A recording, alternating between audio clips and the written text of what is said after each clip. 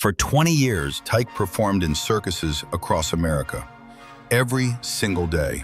No days off, no choice, no way out.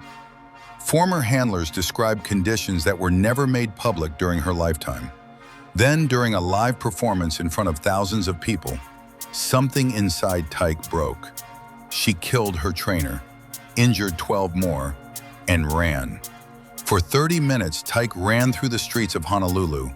No destination, no plan, just away. She was shot 86 times before she finally fell. The audience watched her die on the pavement. She never made a sound. What Tyke did that day was called an attack. Some people call it something else. Part 2.